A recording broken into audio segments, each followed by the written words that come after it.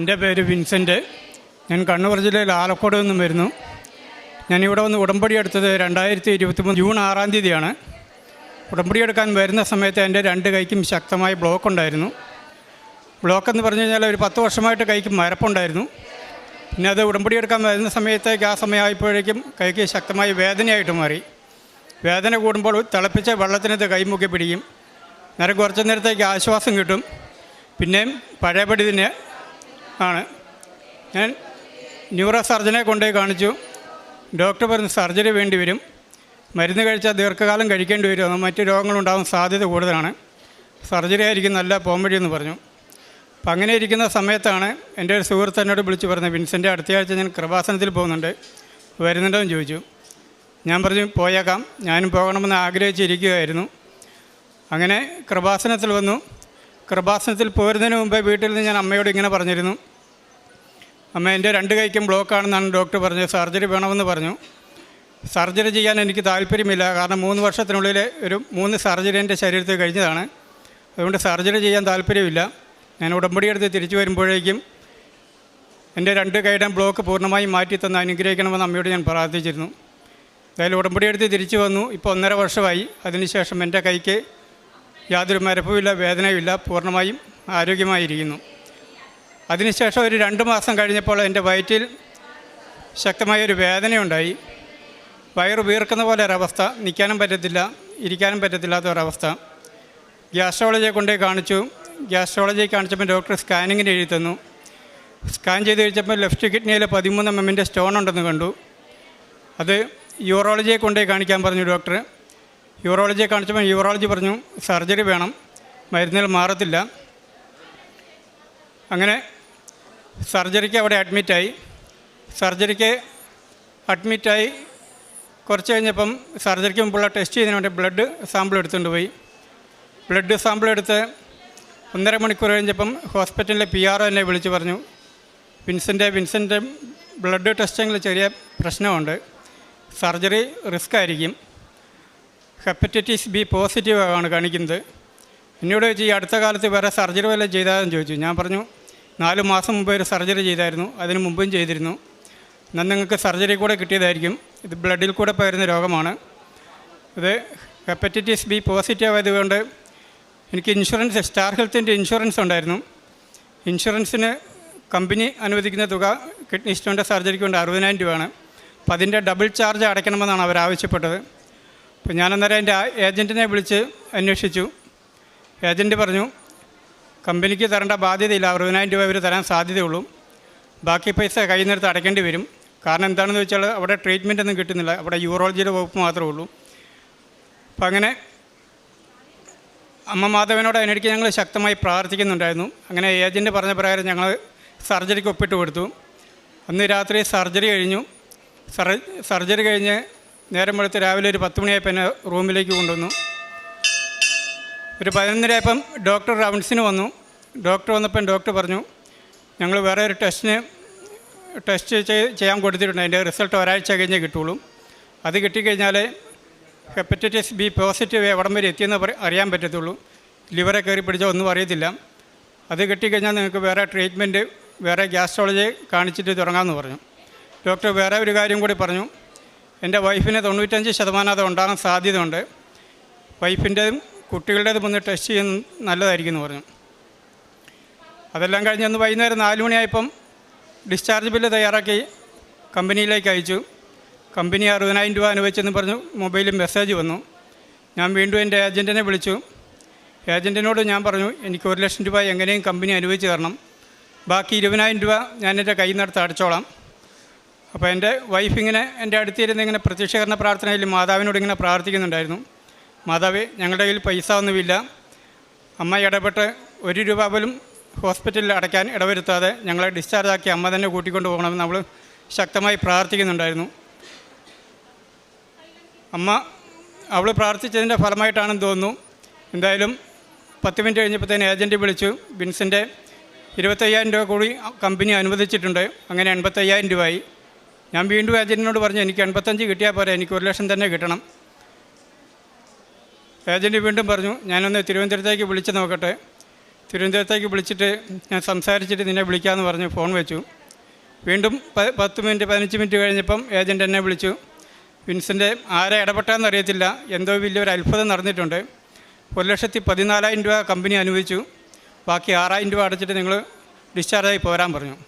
അപ്പം ഞാൻ താഴെ കൗണ്ടറിൽ ചെന്ന് അന്വേഷിച്ചപ്പോൾ അവർ പറഞ്ഞു 1,14 അനുവദിച്ചിട്ടുണ്ട്, ബാക്കി പൈസ നിങ്ങൾ അടയ്ക്കേണ്ട, ഇപ്പം മരുന്ന് മേടിച്ച് പൊക്കോളാൻ പറഞ്ഞു. ഞാൻ ചോദിച്ചു അതുകൊണ്ട് ബാക്കി 6,000 രൂപ എന്തുകൊണ്ട് അടയ്ക്കേണ്ടാത്തപ്പം എന്ന് പറഞ്ഞെന്ന് ചോദിച്ചു. നേരം പറഞ്ഞു ബാക്കി 6,000 രൂപ ഡിസ്കൗണ്ടാക്കി തന്നിരിക്കുന്നു, നിങ്ങൾ മരുന്ന് മേടിച്ച് പൊക്കോ, 2 ആഴ്ച കഴിയുമ്പോൾ ഒന്ന് ഡോക്ടറെ കണ്ടാൽ മതി എന്ന് പറഞ്ഞു. ഇങ്ങനെ അമ്മ മാതാവിനോട് പ്രാർത്ഥിച്ചത് അനുസരിച്ച് തന്നെ അമ്മ മാതാവ് 1,20,000 രൂപയും അമ്മ മാതാവ് തന്നെ ബില്ലടച്ച് 1 രൂപ പോലും ഞങ്ങൾക്ക് ഇവിടെ അടയ്ക്കാൻ ഇടവരുത്താതെ ഞങ്ങൾ ഡിസ്ചാർജാക്കി വീട്ടിൽ കൊണ്ടുവന്നു. ഇത് വീട്ടിൽ വന്നപ്പോൾ രാത്രി 10 മണിയായി.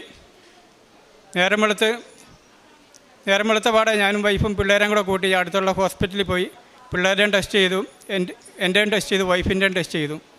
പിള്ളേരത് നെഗറ്റീവ് കാണിച്ചു, വൈഫിൻ്റേത് നെഗറ്റീവ് കാണിച്ചു, എൻ്റേത് വീണ്ടും പോസിറ്റീവ് കാണിച്ചു. അപ്പം പിള്ളേരതും വൈഫിൻ്റേത് നെഗറ്റീവ് കാണിച്ചുകൊണ്ട് ഒത്തിരി ആശ്വാസമായി. 50% ജീവൻ നഷ്ടപ്പെട്ട അവസ്ഥയിൽ നിന്ന് എനിക്ക് വീണ്ടും ഊർജ്ജം തിരിച്ചു കിട്ടി.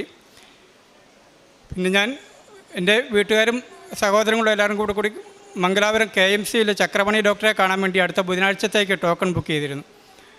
അപ്പം കൃത്യമായി അതിനു മുമ്പ് ചൊവ്വാഴ്ച ആയപ്പം കണ്ണൂരിൽ ടെസ്റ്റ് ചെയ്ത ഒരാഴ്ച കഴിഞ്ഞ് കിട്ടുകയുള്ളെന്ന് പറഞ്ഞ റിസൾട്ട് വന്നു. ആ റിസൾട്ട് തളിപ്പറമ്പ് ഗ്യാസ്ട്രോളജിയെ കൊണ്ടുപോയി കാണിച്ചു. ഡോക്ടർ പറഞ്ഞു ഇതിൽ കുഴപ്പങ്ങളൊന്നും കാണുന്നില്ല, നെഗറ്റീവാണ്. അപ്പം ഡോക്ടർ നോക്കുമ്പോൾ ആദ്യത്തേത് പോസിറ്റീവും ഇത് നെഗറ്റീവും കാണിക്കുന്നു. ഡോക്ടറിന് കൺഫ്യൂഷനായി. ഡോക്ടർ പറഞ്ഞു ഞാൻ വേറെ ഒരു ടെസ്റ്റിന് എഴുതി തരാം, അത് നിങ്ങൾ DDRCയിൽ നിന്ന് തന്നെ ചെയ്യണം. അങ്ങനെ ഞാൻ DDRCയിൽ പോയി ടെസ്റ്റ് ചെയ്യാൻ വേണ്ടി ബ്ലഡ് കൊടുത്തു. DDRC ആലക്കോട് ആയിരുന്നു കൊടുത്തത്. അത് അവർ കോഴിക്കോട് അവരുടെ ഹെഡ് ഓഫീസിലേക്കാണ് അയച്ചു കൊടുക്കുന്നത്. അന്ന് വൈകുന്നേരം കോഴിക്കോട് DDRCയിൽ നിന്ന് എന്നെ വിളിച്ചു, നിങ്ങൾ എന്തുകൊണ്ടാണ് ഇത് ടെസ്റ്റ് ചെയ്യാൻ കൊടുത്തതെന്ന് ചോദിച്ചു. ഞാൻ പറഞ്ഞു ഇങ്ങനെ കിഡ്നി സ്റ്റോണിൻ്റെ സർജറിക്ക് പോയപ്പം ഇങ്ങനെ ഹെപ്പറ്റൈറ്റിസ് B പോസിറ്റീവ് കണ്ടുപിടിച്ചു. അപ്പോൾ അത് കഴിഞ്ഞ് ചെയ്ത ടെസ്റ്റിൽ നെഗറ്റീവും കാണിച്ചു. അപ്പോൾ അതുകൊണ്ട് ഡോക്ടറുടെ കൺഫ്യൂഷൻ തീർക്കാൻ വേണ്ടി ചെയ്തതാണെന്ന് പറഞ്ഞു. അപ്പോൾ അവർ പറഞ്ഞു ഞങ്ങൾക്ക് വേരിയേഷൻ കാണുന്നുണ്ട്, അതുകൊണ്ട് നിങ്ങളൊന്നും കൂടെ ആ ട്രീറ്റ്മെൻറ്റ് മൊത്തം അയച്ചു തരണം, അതിനുശേഷം നിങ്ങൾ താഴെ പോയി DDRCയിൽ ഒന്നും കൂടെ ബ്ലഡ് സാമ്പിൾ കൊടുക്കണമെന്ന് പറഞ്ഞു. അങ്ങനെ പോയി ബ്ലഡ് സാമ്പിൾ കൊടുത്തു. 2 ദിവസം കഴിഞ്ഞപ്പോൾ അതിൻ്റെ റിസൾട്ട് വന്നു, അതും നെഗറ്റീവ് തന്നെ കാണിച്ചു. അപ്പോൾ അത് ഡോക്ടറെ കൊണ്ടേ കാണിച്ചപ്പോൾ ഞാൻ ഡോക്ടറോട് ചോദിച്ചു, ഡോക്ടറെ നെഗറ്റീവ് കാണിച്ചെങ്കിലും ബ്ലഡിൽ ഇതിൻ്റെ അംശം വല്ലതും കിടന്നാലേ അത് പിന്നീട് പ്രശ്നമല്ലേ, അത് കണ്ടുപിടിക്കാൻ എന്തെങ്കിലും മാർഗ്ഗമുണ്ടോ എന്ന് ചോദിച്ചു. ഡോക്ടർ പറഞ്ഞ് കണ്ടുപിടിക്കാൻ പറ്റും, ഒരു DNA ടെസ്റ്റ് ഉണ്ട്, അത് ലേശം വില കൂടിയ ടെസ്റ്റാണ്, ഞാനൊരു നമ്പർ തരാം, നിങ്ങൾ ആ നമ്പറിൽ വിളിച്ച് നോക്കിയിട്ട് പോയി ടെസ്റ്റ് ചെയ്തോളാൻ പറഞ്ഞു. അങ്ങനെ വീട്ടിൽ വന്നു, ആ നമ്പറിൽ വിളിച്ച് നോക്കി. അവർ പറഞ്ഞു 6,100 രൂപയുടെ ടെസ്റ്റാണ്, 1,100 രൂപയ്ക്ക് ചെയ്തു തരാം, നാളെ രാവിലെ കണ്ണൂർ മെട്രോപൊളിറ്റൻ ലാബിലേക്ക് പോരാൻ പറഞ്ഞു. അങ്ങനെ രാവിലെ അവിടെ പോയി ബ്ലഡ് സാമ്പിൾ കൊടുത്തു. 2 ദിവസം കഴിഞ്ഞപ്പോൾ അതിൻ്റെ റിസൾട്ട് വന്നു, അതും നെഗറ്റീവ് തന്നെ കാണിച്ചു. എന്നിട്ട് ഡോക്ടർ പറഞ്ഞു ഇനി കുഴപ്പമൊന്നുമില്ല, യാതൊന്നും പേടിക്കാനൊന്നുമില്ല, നിങ്ങൾക്ക് 2 പേർക്ക് ഇനി വാക്സിൻ എടുക്കാം. ഞാനും വൈഫും 3 ഡോസ് വാക്സിൻ എടുത്തു, ഇപ്പോൾ ആരോഗ്യത്തോടെ ഇരിക്കുന്നു, ഒരു കുഴപ്പമില്ല. അതിനുശേഷം ഉടമ്പടി എടുത്തതിന് ശേഷം എൻ്റെ വൈഫിൻ്റെ ബ്രസ്റ്റിൽ പെട്ടെന്നൊരു മുഴ, ചെറിയൊരു നെല്ലിക്ക വലുപ്പത്തിലുള്ളൊരു മുഴ വന്നു. ഉടമ്പടി തൈലം ഉപയോഗിച്ച് പ്രാർത്ഥിച്ചതിൻ്റെ ഫലമായി 2 ആഴ്ച അടുപ്പിച്ച് ഉടമ്പടി തൈലം തേച്ച് പ്രാർത്ഥിച്ചു. അതിൻ്റെ ഫലമായി ആ മുഴ പൂർണ്ണമായും മാറിപ്പോവുകയും വേദനയും പൂർണ്ണമായും മാറിപ്പോയി. അതുപോലെ എൻ്റെ ഇളയ മോന് 12 വർഷത്തോളമായിട്ട് അലർജി ഉണ്ടായിരുന്നു, ചെറുപ്പം തൊട്ടേ അലർജി ഉണ്ടായിരുന്നു, ശക്തമായ അലർജി ആയിരുന്നു. ഒത്തിരി ഡോക്ടർമാരെ കാണിച്ചു, മരുന്ന് കഴിക്കുമ്പോൾ കുറച്ച് കുറയും, ശ്വാസം മുട്ടലും ഉണ്ടായിരുന്നു. ഉടമ്പടി എടുത്ത് പ്രാർത്ഥിച്ചതിൻ്റെ ഫലമായി ശ്വാസം മുട്ടൽ 100% തന്നെ മാറി. അലർജി ചെറിയ തോതിലുണ്ടെങ്കിലും 90% മാറി കിട്ടി. ഞങ്ങൾക്കും ഞങ്ങളുടെ കുഞ്ഞുങ്ങൾക്ക് തന്ന എല്ലാവിധ അനുഗ്രഹങ്ങൾക്കും രോഗസൗഖ്യങ്ങൾക്കും അമ്മ മാതാവിനെ തിരുക്കുമാവിനും ഒരുപാട് നന്ദി. പിന്നെ കാരുണ്യ പ്രവൃത്തി എന്ന് പറയാനുള്ളത്, അടുത്തുള്ള കർണാലയത്തിൽ എല്ലാ ആഴ്ചയിലും ഞങ്ങൾ 2 പേരെങ്കിലും പോയി അവിടെ ശുശ്രൂഷ ചെയ്യാറുണ്ട്, രോഗികളെ സന്ദർശിക്കാറുണ്ട്. പിന്നെ എന്നെക്കൊണ്ട് സാധിക്കുന്ന രീതിയിൽ പാവങ്ങൾക്ക് സാമ്പത്തികമായി സഹായിക്കാറുണ്ട്. പത്രം കൊടുക്കുന്നത് ഓരോ വീടുകളും ഓരോ ഏരിയ കേന്ദ്രീകരിച്ച് ഓരോ വീട്ടിൽ കൂടെ കൊണ്ടുപോയി കൊടുക്കുകയാണ് ചെയ്യുന്നത്. ഇങ്ങനെ കാര്യങ്ങളൊക്കെ പറഞ്ഞ് പ്രാർത്ഥിച്ച് അവർക്ക് പത്രം കൊടുക്കാറുണ്ട്. മർക്കോസിൻ്റെ 10:27.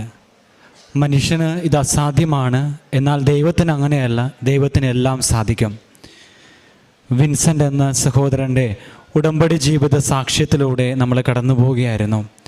തൻ്റെ ജീവിതത്തിൽ പരിശുദ്ധ അമ്മയും കർത്താവായ യേശു ക്രിസ്തുവും എങ്ങനെ ഇടപെട്ടുവെന്ന് ഈ സഹോദരൻ നമ്മളോട് ജീവിക്കുന്ന സാക്ഷ്യമായിട്ട് നിന്നുകൊണ്ട് പറയുകയായിരുന്നു.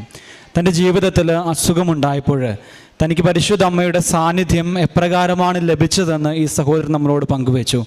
ഉടമ്പടി കാശുരൂപത്തിൻ്റെ ഉപയോഗവും ഉടമ്പടി നേർച്ച വസ്തുക്കളുടെ ഉപയോഗവും നമ്മുടെ എല്ലാ സാക്ഷ്യങ്ങളിലും കേൾക്കുന്നതാണ്. ഉടമ്പടി എടുത്തവർക്ക് വിശ്വസിച്ചുകൊണ്ട് വിശ്വാസ പ്രമാണം ചൊല്ലി അവർ ഉടമ്പടി നേർച്ച വസ്തുക്കൾ ഉപയോഗിക്കുമ്പോൾ അത് വലിയ അനുഗ്രഹമായിട്ടും അഭിഷേകമായിട്ടും മാറും എന്നുള്ളതും സത്യമാണ്. അതുപോലെ തന്നെയാണ് മനുഷ്യൻ അസാധ്യമായിട്ടുള്ള കാര്യങ്ങൾ ദൈവം തൻ്റെ അനന്തമായിട്ടുള്ള ശക്തി കൊണ്ട് സാധ്യമാക്കി കൊടുക്കും എന്നുള്ളതിൻ്റെ ഏറ്റവും വലിയ തെളിവാണ് ഇൻഷുറൻസ് കമ്പനിക്കാർ 60,000 രൂപ മാത്രമേ അനുവദിക്കുവാനായിട്ട് സാധിക്കുകയുള്ളൂ എന്ന് പറഞ്ഞപ്പോഴും ഇവർ ഉറച്ച വിശ്വാസത്തോടു കൂടി ഇവർ പ്രാർത്ഥിക്കുകയായിരുന്നു. 1 രൂപ പോലും പരിശുദ്ധ അമ്മേ അടയ്ക്കാതെ ഈ ആശുപത്രിയിൽ നിന്ന് കടന്നു പോകുവാനായിട്ട് ഞങ്ങളെ സഹായിക്കണമെന്ന്. ഈ സഹോദരൻ പറഞ്ഞതുപോലെ 1,20,000 രൂപ ചെലവായിട്ടും ഇൻഷുറൻസ് കമ്പനി 1,14,000 രൂപ കൊടുക്കുന്നു. 6,000 രൂപ ഹോസ്പിറ്റൽ തന്നെ ഇവർക്ക് ഇളവ് ചെയ്ത് കൊടുക്കുകയും ചെയ്യുന്നു. അപ്പോൾ മനുഷ്യൻ അസാധ്യമായിട്ടുള്ള കാര്യങ്ങൾ, ഉടമ്പടിയുടെ ഏറ്റവും വലിയൊരു കാര്യം ഇത് തന്നെയാണ്. മനുഷ്യൻ അസാധ്യമായിട്ടുള്ളത് ദൈവമായ കർത്താവ് പരിശുദ്ധ അമ്മയുടെ മധ്യസ്ഥത്തിലൂടെ സാധിച്ചു കൊടുക്കുന്നു. അതുപോലെ തന്നെ കുടുംബത്തിനുണ്ടായിട്ടുള്ള മറ്റ് രോഗത്തിൻ്റെ അവസ്ഥകളിൽ പരിശുദ്ധ അമ്മയുടെ വലിയ ഇടപെടലും സംരക്ഷണവും കാവലും കരുതലുമൊക്കെ ഈ സഹോദരങ്ങൾക്ക് ലഭിക്കുന്നതായിട്ട് കാണുവാനായിട്ട് സാധിച്ചു. ഉടമ്പടി ജീവിതത്തിൽ വിശ്വസ്തയോടുകൂടി വിശ്വാസത്തോടുകൂടി വിശുദ്ധിയോടുകൂടി ജീവിക്കുവാനായിട്ട് തുടങ്ങുമ്പോൾ അത് വലിയ അഭിഷേകമായിട്ട് തീരുമെന്നും ദൈവത്തോടൊപ്പം യാത്ര ചെയ്യുന്ന അനുഭവമായിട്ട് നമ്മളുടെ ഈ ഭൂമിയുടെ ജീവിതം മാറിത്തീരും എന്നുള്ളതിനുമുള്ള വലിയ സാക്ഷ്യമാണ് വിൻസെൻ്റ് എന്ന സഹോദരൻ നമ്മളുമായിട്ട് പങ്കുവെച്ചത്. ഈ സഹോദരനോടും കുടുംബത്തോടുമൊപ്പം നമുക്ക് കർത്താവായ ദൈവത്തിന് നന്ദി പറഞ്ഞുകൊണ്ട് ഇരു കരങ്ങളും അടിച്ച് പരിശുദ്ധ അമ്മയെയും തിരുക്കുമാരനെയും മഹത്വപ്പെടുത്താം. എൻ്റെ പേര് റൂബി എന്നാണ്. ഞങ്ങൾ പത്തനംതിട്ട ജില്ലയിലെ കൂടൽ എന്ന സ്ഥലത്തു നിന്നാണ് വരുന്നത്. ഞങ്ങൾ 2 പേരും കൂടിയായിരുന്നു വന്ന് ഉടമ്പടി എടുത്തത്. മെയ് മാസം 14-ാം തീയതിയാണ് ഞങ്ങൾ ഉടമ്പടി എടുക്കാൻ വേണ്ടിയിട്ട് ഇവിടെ വരുന്നത്. ഉടമ്പടി എടുക്കാൻ വരുമ്പോൾ ഞങ്ങളുടെ ആദ്യത്തെ നിയോഗം എന്ന് പറയുന്നത് 26 വർഷമായിട്ട് എൻ്റെ ഹസ്ബൻഡിന് ഹെപ്പറ്റൈറ്റിസ് ബി പോസിറ്റീവ് ആയിരുന്നു. അന്നേരം ആദ്യത്തെ നിയോഗം ഹെപ്പറ്റൈറ്റിസ് പോസിറ്റീവ് നോർമലാക്കണം എന്നുള്ളതായിരുന്നു. 26 വർഷമായിട്ട് വെളിയിലോട്ട് പോകാനോ ഒത്തിരി നല്ല ജോബ് വേക്കൻസി വരുമ്പോൾ ഒന്നും പോകാൻ പറ്റുന്നില്ല. അങ്ങനെ ജോലിയുടെ കാര്യത്തിൽ ഒത്തിരി വിഷമത്തോടെ നടക്കുമായിരുന്നു. ഒത്തിരി ഹോസ്പിറ്റലുകളിൽ ഒരു 10-11 വർഷത്തോളം ഒത്തിരി മരുന്നുകൾ ഞങ്ങൾ കഴിച്ചു. പച്ചമരുന്നാണെങ്കിലും ആയുർവേദമാണെങ്കിലും ഇംഗ്ലീഷ് മരുന്നുകളാണെങ്കിലും മാറിയും തിരിഞ്ഞും ഒത്തിരി കഴിച്ചപ്പോഴും ഡോക്ടർമാർ പറയുന്നത് ഹെപ്പറ്റൈറ്റിസ് ബി പോസിറ്റീവ് ഒരിക്കലും നോർമലാകത്തില്ല, അത് ബ്ലഡിനകത്ത് കിടക്കും. പിന്നെ ബിലിറൂബിൻ്റെ അളവ് വേണമെങ്കിൽ ഒരു ഇച്ചിരി പോയിൻ്റിലൊരു വ്യത്യാസം വരാമെന്ന് മാത്രമേ ഉള്ളൂ. അതിൽ നിന്ന് കുറയുമെന്നൊരു പ്രതീക്ഷ വേണ്ട. ഞങ്ങൾ തിരുവനന്തപുരം ഹോസ്പിറ്റലുകളിൽ വരെയും കൊണ്ട് കാണിച്ചതായിരുന്നു. അത് ഞങ്ങളെ മാനസികമായിട്ട് ഒത്തിരി എന്നെ തകർക്കുകയുണ്ടായി. ഞാനിവിടെ വന്ന് ഉടമ്പടി എടുക്കുമ്പോൾ ഹെപ്പറ്റൈറ്റിസ് ബി പോസിറ്റീവ് മാതാവേ അത് മാറ്റിത്തരണമേ, രോഗിക്ക് വൈദ്യനെ കൊണ്ട് ആവശ്യമുള്ളൂ, ഞാൻ വിശ്വാസത്തോടു കൂടി വരുവാന്ന് പറഞ്ഞ് ഞങ്ങൾ 2 പേരും കൂടി വന്നു ഉടമ്പടി എടുത്തു. മെയ് മാസം 14-ാം തീയതി വന്ന് ഉടമ്പടി എടുത്ത് കഴിഞ്ഞ ആഴ്ചയിൽ ഞാൻ പറഞ്ഞു സുനിച്ച അമ്മക്ക് പോയെന്ന് നോക്കാം, 1 മാസമായില്ലേ. കാശി രൂപവും ഇവിടെ നിന്ന് ഉടമ്പടി വെഞ്ചരിച്ച് എന്ന മാതാവിൻ്റെ രൂപം ഉണ്ടായിരുന്നു. എൻ്റെ മനസ്സിൽ ആരോ പറയുന്നുണ്ട് എന്നും രാവിലെ വെഞ്ചരിച്ച തൈലം തേക്കാൻ വേണ്ടിയിട്ട് ആ വെഞ്ചരിച്ച തൈലം നാക്കിൽ തൊട്ട് കൊടുക്കുകയും അവിടുന്ന് മെഡിക്കലിന് വേണ്ടിയിട്ട് പോവുകയും ചെയ്തു. അവിടെ ചെന്ന് കഴിഞ്ഞപ്പോൾ ഹെപ്പറ്റൈറ്റിസ് ബി പോസിറ്റീവ് എന്ന് പറഞ്ഞൊരു അസുഖം അതിനകത്ത് ഇല്ല, അത് നോർമലായി. അത് ഞങ്ങൾ ഡോക്ടറെ കൊണ്ട് കാണിക്കുകയും ഡോക്ടർ പറഞ്ഞു ഇതൊരു വല്ലാത്ത ഒരു വിശ്വാസം, ഞങ്ങളുടെ വിശ്വാസത്തെക്കുറിച്ച് ഇത് എങ്ങനെ മാറിയെന്ന് വെച്ചപ്പോൾ ഞങ്ങൾ പറഞ്ഞായിരുന്നു നല്ലതാണ്, ഇനിയും മരുന്നുകളൊന്നും എടുക്കേണ്ട ഒരാവശ്യമില്ലെന്ന് ഞങ്ങൾ പറയുകയും ചെയ്തു. 2ാമത്തെ നിയോഗം എൻ്റെ മകന് ജനിച്ചപ്പം പ്ലാസൻ്റ പ്രിവിയേട്ടായിരുന്നു ഈ കുഞ്ഞ് ജനിച്ചത്. പ്രതിരോധശേഷി വളരെ കുറവായിരുന്നു. കുഞ്ഞിന് അലർജി ടെസ്റ്റുകൾ ചെയ്തപ്പോൾ മൊത്തത്തിൽ കുഞ്ഞിന് അലർജിയാണ്. പൂക്കൾ, ആഹാരം, ഫുഡ്, പുക എല്ലാം അലർജിയായിട്ടുള്ള കുഞ്ഞിനെ സ്കൂളിൽ വിടുവാനൊന്നും പറ്റിയിട്ടില്ല ഇന്നേ വരെ. അങ്ങനെ കുഞ്ഞിനെ ഇന്നിപ്പോൾ അവന് 7 വയസ്സായി. അന്നേരം ആ രണ്ടാമത്തെ നിയോഗത്തിൽ കുഞ്ഞിന് 6-ാം മാസത്തിൽ കുഞ്ഞിനൊരു ഫിക്സ് വരികയും കുഞ്ഞിന് പെട്ടെന്നാണ് പനി ബാധിച്ച് കുഞ്ഞിന് ഫിക്സ് ഉണ്ടാവുകയും ചെയ്യുന്നത്. ആ സമയത്ത് കുഞ്ഞിനെ കൊണ്ട് ഇവിടെ വന്ന് സാക്ഷ്യം പറഞ്ഞു കൊള്ളാം, കുഞ്ഞിന് ഒരു കുഴപ്പവുമില്ലാതെ മറ്റുള്ള കുഞ്ഞുങ്ങൾ സ്കൂളിൽ പോകുന്നത് പോലെ എൻ്റെ കുഞ്ഞിനും പോകുവാൻ ഇടയാക്കണമേ അമ്മേ ഇവിടെ നിന്ന് പ്രാർത്ഥിച്ചു. വെഞ്ചരിച്ച തൈലം കുഞ്ഞിൻ്റെ നെഞ്ചത്ത് ഞാൻ ഇന്നും കിടന്നുറങ്ങുമ്പോൾ 1-1.5 മാസമായിട്ട് തേക്കുന്നുണ്ടായിരുന്നു. അതിൻ്റെ ഫലമായിട്ട് എൻ്റെ കുഞ്ഞിനെ ആസ്മ എന്നായിരുന്നു ഡോക്ടർ എഴുതിയത്. ഇൻഹേലർ ജനിച്ചപ്പം മുതലേ ഈ 6.5 വയസ്സ് വരെയും കുഞ്ഞിന് 2 നേരം ഇൻഹേലർ അടിച്ചുകൊണ്ടിരുന്ന കുഞ്ഞായിരുന്നു. പക്ഷേ ഇവിടെ വന്ന് ഉടമ്പടി എടുത്തതിന് ശേഷം കുഞ്ഞിനെ ഇൻഹേലർ അടിക്കാനൊന്നും വേണ്ടി വന്നില്ല. അവിടുന്ന് പരിപൂർണ സൗഖ്യം കിട്ടി. കുഞ്ഞിനെ ജൂൺ മാസം 3-ാം തീയതി മുതൽ സ്കൂളിൽ വിടുവാൻ സാധിച്ചു. 3-ാമത്തെ നിയോഗം എൻ്റെ ഹസ്ബൻഡ് ഏപ്രിൽ 18-ാം തീയതി നാട്ടിൽ വന്നപ്പം ജോലിയെല്ലാം ഓപ്പൺ ലീവിലായിരുന്നു വന്നത്. പിന്നെ പോകാൻ പറ്റാത്തൊരു സാഹചര്യമായി. അന്നേരം ഞാൻ ആ നിയോഗത്തിൽ എഴുതിയായിരുന്നു, മാതാവേ എൻ്റെ ഹസ്ബൻഡിന് യൂറോപ്യൻ കൺട്രിയിൽ ഷിപ്പിൻ്റെ ആയിട്ടുള്ള ജോലി തരണമേ എന്ന് തന്നെയായിരുന്നു ഞാൻ ആ നിയോഗത്തിൽ എഴുതിയത്. യൂറോപ്യൻ കൺട്രിയിൽ ഷിപ്പിൻ്റെ ജോലി തന്നെ തരണമേ എന്ന് പ്രാർത്ഥിച്ചു. പത്രത്തിലൊരു വേക്കൻസി കണ്ടു. അത് 2 ആഴ്ച മുമ്പേ പോയി അതിനകത്ത് ടെസ്റ്റ് പോയി അടിച്ചു. ആ 150 പേരടങ്ങുന്ന ടെസ്റ്റിൽ 3 പേരാണ് പാസ്സായത്. അതിലൊന്ന് എൻ്റെ ഹസ്ബൻഡായിരുന്നു. അതിൻ്റെ മെഡിക്കലുകൾ കഴിഞ്ഞു, PCCകൾ കഴിഞ്ഞു. ഇപ്പോൾ അതിൻ്റെ പോകാൻ വേണ്ടിയുള്ള പ്രോസസ്സിങ് നടന്നുകൊണ്ട് ഒരു 80% കഴിഞ്ഞുകൊണ്ടിരിക്കുകയാണ്. 4-ാമത്തെ നിയോഗം, എനിക്കൊരു വീടില്ലായിരുന്നു. ഞാൻ 5.25 വർഷമായിട്ട് വാടകയ്ക്ക് താമസിച്ചുകൊണ്ടിരിക്കുകയായിരുന്നു. ആ നിയോഗത്തിൽ ഞാൻ പ്രാർത്ഥിക്കുന്നുണ്ടായിരുന്നു, 4 സെൻറ്റ് വസ്തു മാത്രമേ ഉള്ളൂ ഞങ്ങൾക്ക്, അതിനകത്തൊരു വീട് വെച്ച് താമസിക്കുവാൻ ഇടയാക്കണമേ. ഒരു മുറിയെ ഞാൻ പ്രാർത്ഥിച്ചിട്ടുള്ളൂ, മുട്ടുമടക്കി പ്രാർത്ഥിക്കാൻ ഒരു മുറി ഞങ്ങൾക്ക് തരണമേന്ന്. പക്ഷേ ഇവിടെ വന്ന് പ്രാർത്ഥിച്ച് ആദ്യം തുടക്കം കുറച്ച് പണി കഴിഞ്ഞു. ഇവിടെ വന്ന് ഉടമ്പടി എടുത്തതിന് ശേഷം കുറച്ച് പണി കഴിഞ്ഞു. ഇടയ്ക്ക് ആയപ്പോഴത്തേക്ക് ലോണ് കിട്ടാതായി. 4 സെൻറ്റ് വസ്തുവിൽ ലോണ് തരത്തില്ലെന്ന് പറഞ്ഞു. അത് കഴിഞ്ഞ് ഇവിടെ ഞാൻ ഇടയ്ക്ക് ഓരോ മാസവും വരുന്നുണ്ടായിരുന്നു. ഞാൻ ഒക്ടോബറിൽ വന്നായിരുന്നു ഞാൻ ഇവിടെ ഉടമ്പടി എടുത്തത്. ഹസ്ബൻഡ് മെയ് 14-ാം തീയതി. അങ്ങനെ വന്ന് ഉടമ്പടി ഇവിടുത്തെ ശുശ്രൂഷയ്ക്ക് ഞാൻ വന്നതിന് ശേഷം അന്നേരവും ഞാൻ ഇതുപോലെ പ്രാർത്ഥിച്ചു, പണി നിന്നു പോവുകയാണ് മാതാവേ, എവിടെ നിന്നൊരു വഴിയില്ല, തുറന്നു തരണമേ എന്ന് പ്രാർത്ഥിച്ചു. ഒരാഴ്ച കഴിഞ്ഞപ്പോഴത്തേക്ക് എനിക്കറിയാമെന്ന് 2 പേര് ചേർന്ന് ബാക്കിയുള്ള പൈസകൾ തന്ന ആ വീട് പണിയുടെ പൂർണ്ണമായിട്ട് പൂർത്തിയാക്കുവാൻ സാധിച്ചു. പിന്നെ എപ്പോഴാണെന്ന് വെച്ച് കഴിഞ്ഞാൽ പൈസ തന്നാൽ മതി എന്ന് പറഞ്ഞാണ് ആ പൈസ എനിക്ക് തരുന്നത്. അത് ഞാൻ ഈ മണ്ണിൽ ഞാൻ പ്രാർത്ഥിക്കുമ്പോൾ പറയായിരുന്നു, മാതാവ് പ്രത്യക്ഷപ്പെട്ട മണ്ണിൽ എന്നെയും ഈ പരിശുദ്ധ മദ്ബഹായുടെ മുന്നിൽ വെച്ച് സാക്ഷ്യം പറയുവാൻ ഇടയാക്കണമേ എന്ന് പ്രാർത്ഥിക്കുമായിരുന്നു. പിന്നെ ഞാൻ ആ വാടക വീട്ടിൽ നിൽക്കുന്ന സമയത്ത് ഞാൻ കൃഷി ഓഫീസിലാണ് വർക്ക് ചെയ്യുന്നത്. ഞാൻ രാവിലെ 9:30 പോയിട്ട് 5:15 വരുന്നത്. ഈ കുഞ്ഞിനെ ഞാൻ വീട്ടിലിട്ട് പൂട്ടിയിട്ടേച്ചാണ് പോകുന്നത്. സ്കൂളിൽ പോകാൻ പറ്റാത്ത സാഹചര്യമായതുകൊണ്ട് വന്നു കഴിയുമ്പോൾ എൻ്റെ മനസ്സിൽ എപ്പോഴും ഒരു മരണഭയം ഇങ്ങനെ ഭയങ്കരമായിട്ട് ഫീൽ ചെയ്യുന്നുണ്ട്. മരിക്കും എന്നുള്ള മരണഭയം എന്നിൽ എപ്പോഴും ഉണ്ടായിരുന്നു. ഉറക്കം അങ്ങനെ അധികം വരത്തില്ല. പക്ഷെ ഉറങ്ങുമ്പോഴും മരിച്ചു പോയാൽ കുഞ്ഞുങ്ങൾ എന്ത് ചെയ്യും? ഹസ്ബൻഡ് വീട്ടിലില്ല, ഇവർക്ക് ആരുണ്ടെന്നുള്ളൊരു ആദ്യം എന്നെ വല്ലാതെ ചുറ്റി. ഇവിടെ വന്ന് വെഞ്ചരിച്ച മാതാവിൻ്റെ കാശി രൂപം ഞാൻ ധരിച്ചതിന് ശേഷം ഞാൻ ഓഫീസിലിരിക്കുമ്പോഴും പ്രാർത്ഥിക്കുന്നു, മരണഭയം എന്നെ വിട്ട് മാറിപ്പോകണമെന്ന്. അത് ധരിച്ചതിന് ശേഷവും അത് പ്രാർത്ഥിച്ചതിന് ശേഷവും എനിക്ക് പൂർണ്ണമായിട്ട് ഉറങ്ങുവാനും സാധിക്കുന്നുണ്ട്. ആ ഒരു മരണഭയം എന്നിൽ നിന്ന് ദൂരെ മാറിപ്പോവുകയും ചെയ്തു. എനിക്ക് ഇവിടെ വന്ന് കിട്ടിയ എല്ലാ അനുഗ്രഹങ്ങൾക്കും ഞാൻ അമ്മയോടും ഈശോയോടും നന്ദി ഉള്ളവളായിരിക്കുന്നു. ദൈവനാമത്തിന് മഹത്വം ഉണ്ടായിരിക്കട്ടെ. വർഷങ്ങളായിട്ട് എന്നിൽ കിടന്ന അസുഖമാണ് മാറ്റി തന്നെ. അതിന് ഞാൻ ദൈവമാതാവിന് നന്ദി പറയുന്നു.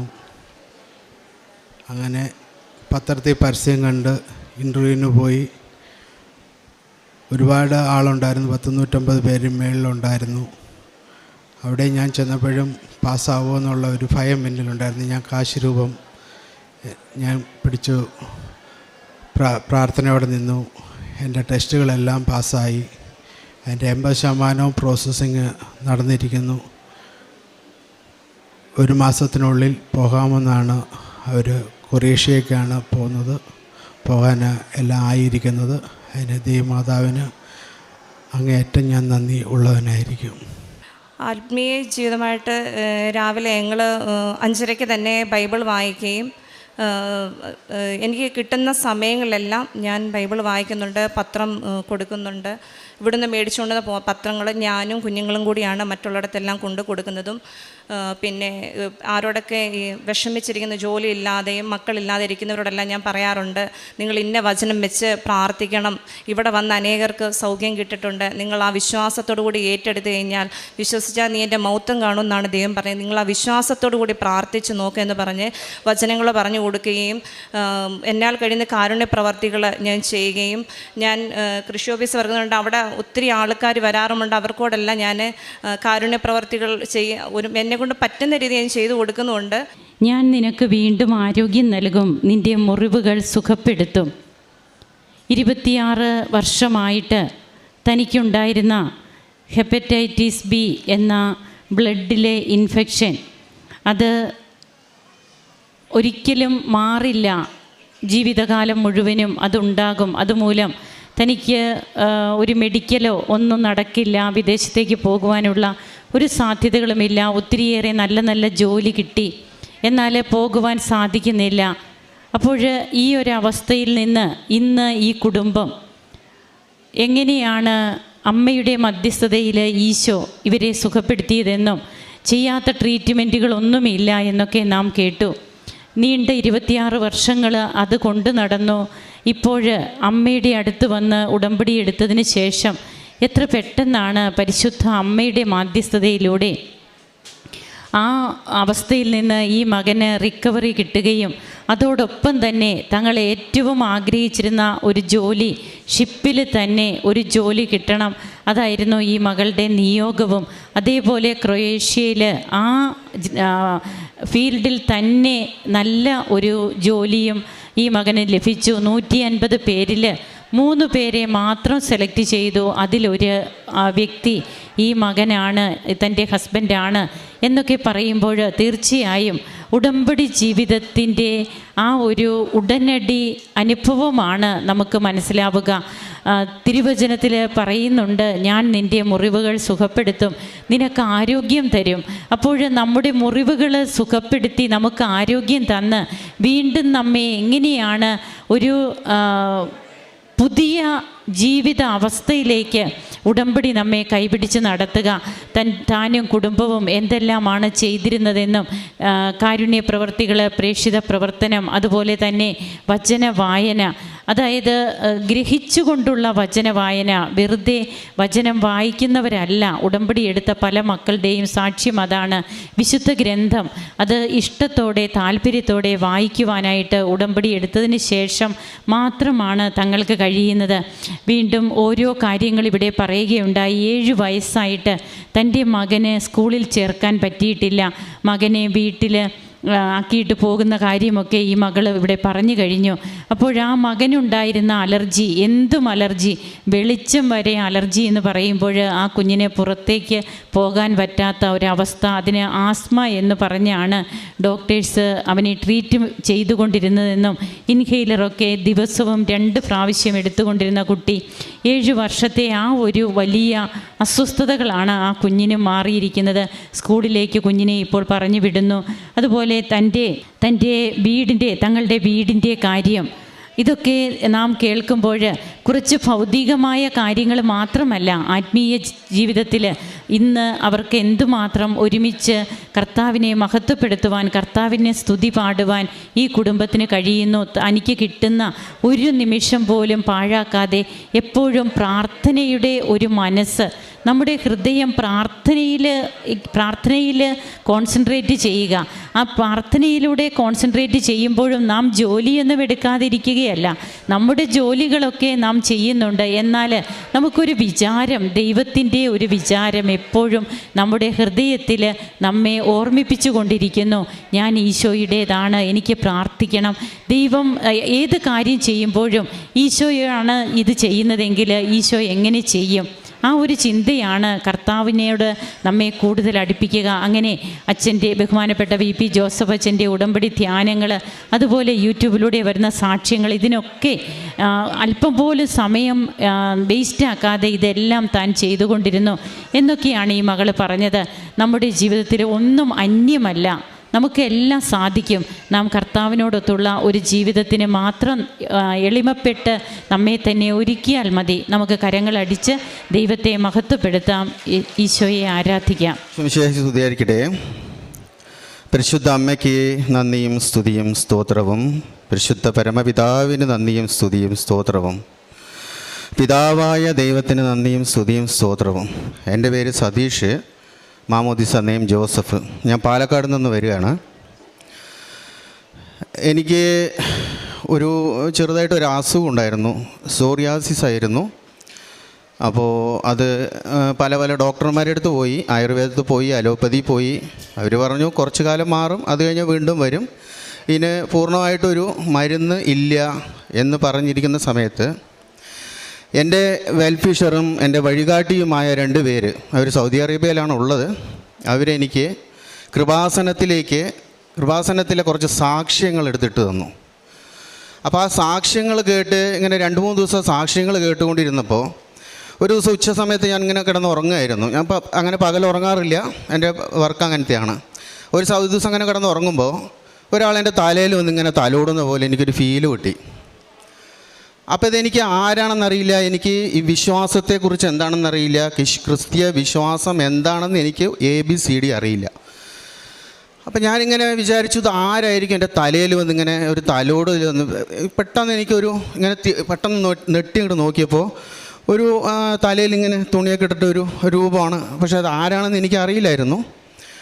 പിന്നീട് എനിക്ക് പെട്ടെന്ന് ഇങ്ങനെ ഒരു ഇത് തോന്നി. 2 ദിവസം കഴിഞ്ഞ് ഞാൻ കൃപാസനത്തിലേക്ക് വന്നു.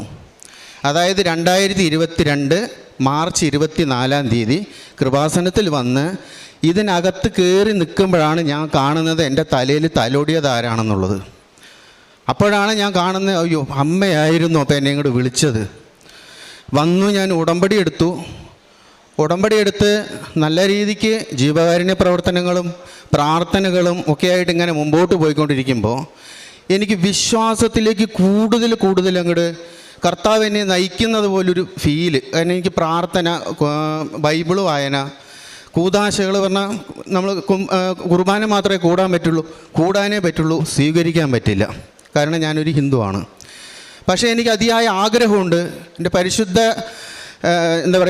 കർത്താവിൻ്റെ തിരുശരീരമാകുന്ന അപ്പവും രക്തമാകുന്ന ആ ഒരു പാനീയവും എനിക്ക് അത് സ്വീകരിച്ചുകൊണ്ട് കർത്താവിൻ്റെ ഭാഗമാകണം എന്നുള്ളൊരു ചിന്ത എന്നിൽ വരാൻ തുടങ്ങി.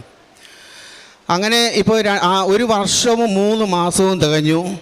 എൻ്റെ ശരീരത്തിൽ സോറിയാസിസ് എന്നൊരു രോഗത്തിൻ്റെ ഒരു അംശം പോലും ഇല്ല. ഞാൻ അതിൻ്റെ നേരത്തെയുള്ള ആ ഫോട്ടോസ് ഞാനിതിൽ കൊടുക്കാം. ഇപ്പം എൻ്റെ ശരീരത ഈ അവസ്ഥ. പുറത്തേക്ക് പോകാൻ പറ്റാത്തൊരവസ്ഥയായിരുന്നു, പുറത്തിറങ്ങാൻ പറ്റാത്തൊരവസ്ഥയായിരുന്നു. ഇതായിരുന്നു എൻ്റെ അവസ്ഥ നേരത്തെ. എൻ്റെ ശരീരത്തിൻ്റെ അവസ്ഥ ഇതായിരുന്നു. എനിക്ക് ഈ മൈക്ക് പിടിച്ചിട്ട് സംസാരിക്കാനൊന്നും അത്ര അറിയില്ല, അതുകൊണ്ട് അത്ര വൈബ്രേറ്റ് ആകുന്നത്. കർത്താവെ ക്ഷമിക്കണം. അപ്പം ഇത് ഇങ്ങനെയുള്ളപ്പോൾ 1 വർഷവും 3 മാസവും കഴിഞ്ഞപ്പോൾ എൻ്റെ ശരീരം ഈ ഒരു അവസ്ഥയിലേക്ക് മാറി. എൻ്റെ അമ്മയോട് ഞാൻ നന്ദി പറയാൻ എത്രമാത്രം കടപ്പെട്ടിരിക്കുമെന്ന് എനിക്ക് അറിയാൻ പറ്റുന്നില്ല. അത് കഴിഞ്ഞ് ഞാൻ പിന്നെ കൂടുതൽ വിശ്വാസത്തിലേക്ക് അങ്ങോട്ട് പോകെ എനിക്ക് അമ്മയുടെ സാന്നിധ്യവും അതുപോലെ സ്വപ്നത്തിൽ അമ്മയുടെ ദർശനങ്ങൾ ലഭിക്കാൻ തുടങ്ങി, എൻ്റെ അമ്മയുടെ കൃപ കൊണ്ട്. ഈ വലിയ പെരുന്നാളിൻ്റെ മുമ്പായിട്ട് ഞാൻ മാമോദിസ മുങ്ങി ജോസഫ് എന്ന നാമകരണം എടുത്ത് എൻ്റെ കർത്താവിൻ്റെ ശരീരത്തിൻ്റെ ഭാഗമായി ആ വിശ്വാസത്തിൽ അടിയുറച്ച് നമ്മൾ ജീവിക്കുകയാണെങ്കിൽ നമ്മുടെ അമ്മ മാതാവ് എളിമയും സ്നേഹവുമുള്ള അമ്മയാണ്, കരുതലിൻ്റെ അമ്മയാണ്, നമ്മളെ ചേർത്ത് പിടിക്കുന്ന അമ്മയാണ്. അതുപോലെ നമ്മുടെ തമ്പുരാൻ ജീവിക്കുന്ന ദൈവമാണ്, നമ്മളെ വിളിച്ചവൻ വിശ്വസ്തനാണെന്നുള്ളൊരു ബോധ്യം എനിക്ക് മനസ്സിലാക്കി തന്ന എൻ്റെ പരിശുദ്ധാത്മാവിനോട് ഞാൻ നന്ദി പറയുന്നു. എൻ്റെ ഈ ചെറിയൊരു സാക്ഷ്യം എൻ്റെ അമ്മ മാതാവിൻ്റെ മുമ്പിൽ എത്ര നന്ദി പറഞ്ഞാലും എനിക്ക് മതിയാകില്ല. കൃപാസനത്തിൽ ഞാൻ അതിനുശേഷം പലാവർത്തി വന്നു. അച്ഛനെ കാണാൻ പലാവർത്തി ശ്രമിച്ചു. പക്ഷേ ചില സമയം വരുമ്പോൾ ഉടമ്പടി എടുത്ത ബുക്ക് കൊണ്ടുവരില്ലായിരുന്നു. അതുകൊണ്ട് എനിക്ക് വരാൻ പറ്റില്ലായിരുന്നു. പക്ഷേ ഇന്ന് എനിക്ക് രാവിലെ വന്നു. എൻ്റെ ഉടമ്പടി പുതുക്കാൻ എൻ്റെ അമ്മ നല്ല രീതിക്ക് സഹായിച്ചു, സാക്ഷ്യം പറയാൻ സഹായിച്ചു.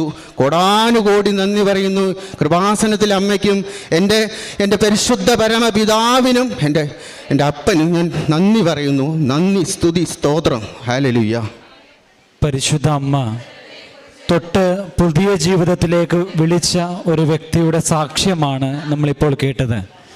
സതീഷ് എന്ന സഹോദരൻ എങ്ങനെയാണ് ജോസഫായി മാറിയത് എന്നുള്ളതും ഉടമ്പടി ജീവിതം വഴി വിശ്വാസത്തിൻ്റെ ആഴങ്ങളിലേക്ക് തന്നെ പരിശുദ്ധ അമ്മ കൂട്ടിക്കൊണ്ടുപോയി എന്നും ഈ സഹോദരൻ നമ്മളോട് പറയുകയായിരുന്നു.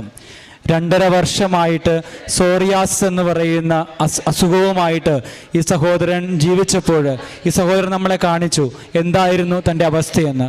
പുറത്തേക്ക് ഇറങ്ങുവാനായിട്ട് പോലും സാധിക്കാത്ത ഒരവസ്ഥയിൽ ആരോ തൻ്റെ ശിരസിൽ വന്ന് കരങ്ങൾ വെച്ച് തന്നെ തലോടുന്ന അനുഭവം ഈ സഹോദരൻ ലഭിച്ചു എന്ന് പറയുകയാണ്. ഈ സഹോദരൻ നോക്കിയപ്പോൾ തലയിൽ തുണിയിട്ട ഒരു സ്ത്രീ കടന്നു പോകുന്നതായിട്ട് കാണുന്നു. അതിനുശേഷം കൃപാസനത്തിലേക്ക് കടന്നു വരുന്നു. കൃപാസനത്തിലെ പരിശുദ്ധ അമ്മയാണ് തൻ്റെ അടുക്കൽ വന്നതെന്നുള്ള വലിയ ബോധത്തിലേക്ക്, വിശ്വാസത്തിലേക്ക് കടന്നു വരുവാനായിട്ട് അത് ഈ സഹോദരനെ സഹായിക്കുകയാണ്. തൻ്റെ ജീവിത വിശുദ്ധിയിലൂടെ, കാരുണ്യ പ്രവർത്തികളിലൂടെയൊക്കെ ഈ സഹോദരൻ കടന്നു പോകുമ്പോൾ ഈ സഹോദരൻ്റെ ജീവിതത്തിൽ വിശ്വാസത്തിൻ്റെ പുതുനാമ്പുകൾ പൊട്ടിപ്പുറപ്പെടുകയാണ്. അങ്ങനെ ഒരു ക്രൈസ്തവനായി തീരുവാനായിട്ടും കൂദാശകൾ സ്വീകരിച്ചുകൊണ്ട് ദൈവപിതാവിനെ മഹത്വപ്പെടുത്തുവാനായിട്ടും നിത്യജീവൻ അവകാശമാക്കുവാനായിട്ടും ഈ സഹോദരന് സാധിച്ചു എന്നുള്ളതാണ് ഈ സഹോദരൻ ഈ അൽത്താരയിൽ ജീവിത സാക്ഷ്യമായിട്ട് നമ്മുടെ മുൻപിൽ പങ്കുവെച്ചത്. ഈ സഹോദരനോടും കുടുംബത്തോടുമൊപ്പം നമുക്ക് ദൈവത്തെയും ത്രിയേക ദൈവത്തെയും പരിശുദ്ധ കന്യകാമറിയത്തെയും മഹത്വപ്പെടുത്തിക്കൊണ്ട് ഇരുകരങ്ങളും അടിച്ച് ദൈവപിതാവിന് നന്ദി അർപ്പിക്കാം. പരിശുദ്ധ അമ്മയ്ക്കും തിരുക്കുമാരനും കോടാനുകോടി നന്ദി അർപ്പിക്കുന്നു. എൻ്റെ പേര് വിനീത. ഞാൻ വരുന്നത് തിരുവനന്തപുരം ജില്ലയിൽ ദൈവപരിപാലന ദേവാലയം വിതുര ഇടവകയിൽ നിന്നാണ്. ഞാൻ ഉടമ്പടി എടുത്തത് 2023 ജൂലൈ 4-ാം തീയതിയാണ്.